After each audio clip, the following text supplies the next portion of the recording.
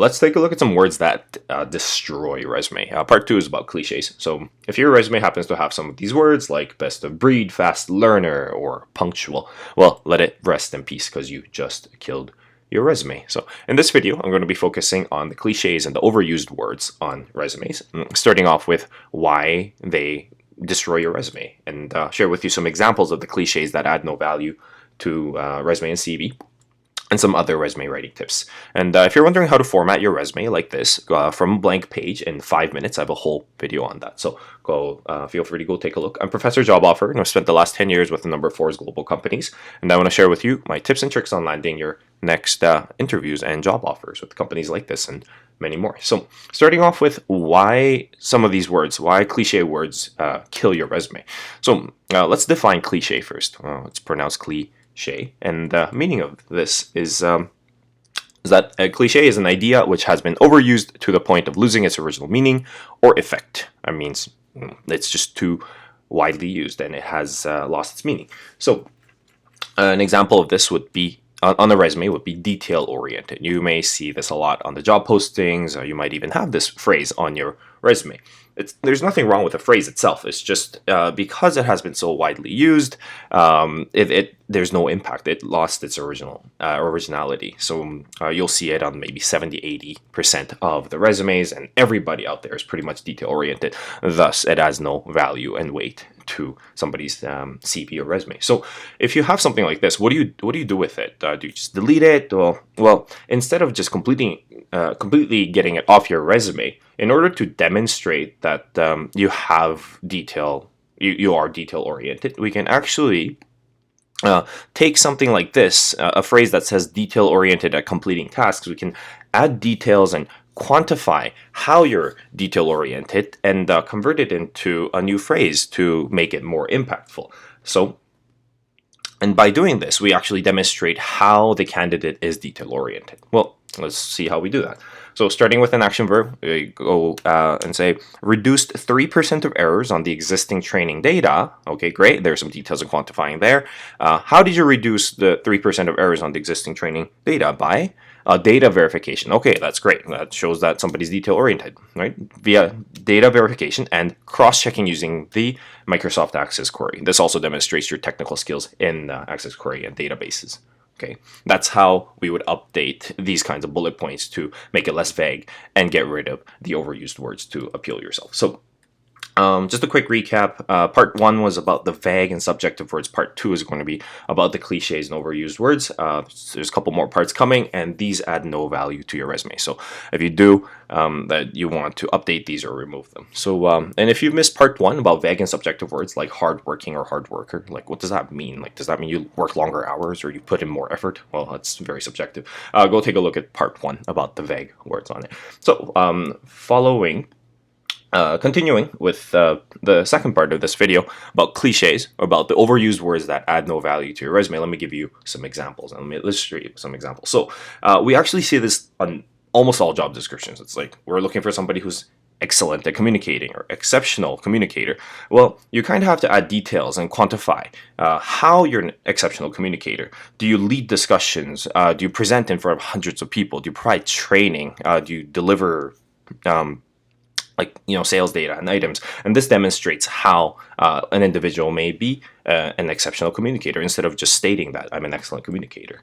How about this one? Think outside the box. It pretty much is asking if an individual is creative or innovative, and those words are also quite widely used. And instead of saying I'm outside the box thinker, we want to add details like how did you introduce a new idea or improve the existing processes through your innovative and creative ideas, and what kind of results did it produce? And this demonstrates how somebody is an outside of the box thinker instead of just stating that. So that's pretty much the same for these ones, like people person or sociable. Okay, well, let's try to add some details and quantify it to demonstrate how an individual is a people person.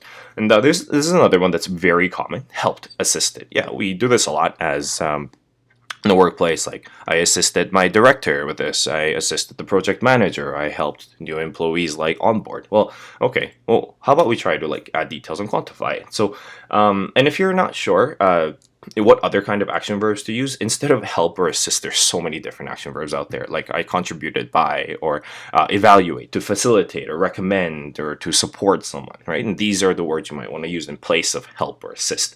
And if you're also wondering how to create some impactful bullet points on your resume by taking these action verbs through like a step-by-step process, I have a whole video on that, so you can produce bullet points like this so your resume looks fancy and ready for interview. So there's a whole video on how to use resume and CV action verbs with examples. Okay, here's another one. Fast learner, quick learner. Yeah, we all love quick learners and fast learners. Well, how are you going to demonstrate that? Try to add details and quantify. Think about it a little bit and see how you can demonstrate that. Same with go-getter, high achiever. Yeah, there's so many of us out there. Well, then how do I know that, if there's 70 people that are go-getter, high achiever on their resume, let's try to add some details on it. Did you finish number one in something? Were you ranked like top 5% of the salespeople? Okay, same thing with result-oriented, goal-oriented. This also we can do the same thing to demonstrate how. So it kind of goes on. And then here's another one. Extensive experience. What somebody that has 5 years of experience in marketing could say, I have extensive experience in marketing. Somebody that has 10 years of experience in HR could say the same thing. So let's try to add details on it. Like, do you have different experiences in different areas of marketing or HR? Is that how you define extensive experience? Or is it just by number of years of experience you have? So and self-motivated, ambitious. So if you have these cliche, overused words, try to get rid of them or try to improve it by this. So I think this is the last one. Now, well organized. Okay, well, how do we quantify that? So think about it, how it applies to your previous work experiences or your current one. Okay, last part is about some other resume writing tips. So if you have a wonderful resume, but you keep getting rejected, you're not getting invited for many interviews, well, take a look at this video on resume rejection reasons, and there's like 30 different reasons on why companies are rejecting your resumes. And if you're wondering, like, oh, what kind of jobs criminals get out of jail? Actually, a lot of them have become Uber and Lyft drivers. I'm not saying all of them did, but I have a little video, a little career tip on that. So, and if you're wondering how to use resume action verbs, or you Google it and there's like hundreds and hundreds of them that pop up. Well, I've actually compiled a list of them under different categories, so it's easy for you to pick and choose. And the download link is in the description. It's on the Google Drive and it's completely free, and it always will be. So feel free to download it in PDF so you can apply it in writing your resume. So let's do a quick review of the cliche and overused words. So today we started off with I taught you why these destroy your resume, and hopefully this will give you an idea in case you see some of the words that I didn't exactly mention here, so you can go back and review. Oh yeah, this is kind of a cliche or overused because they don't create any impact. They're just too widely used, and because of that, they add no value to your resume. And I also showed you what you can do with it, right? You can go ahead and now you can improve it by adding details and quantifying it, because doing this demonstrates how an individual is detail oriented, right? Or how an individual is well organized, or how an individual is an exceptional communicator, right? So this is what you want to go do with your cliches and overused words on your resume.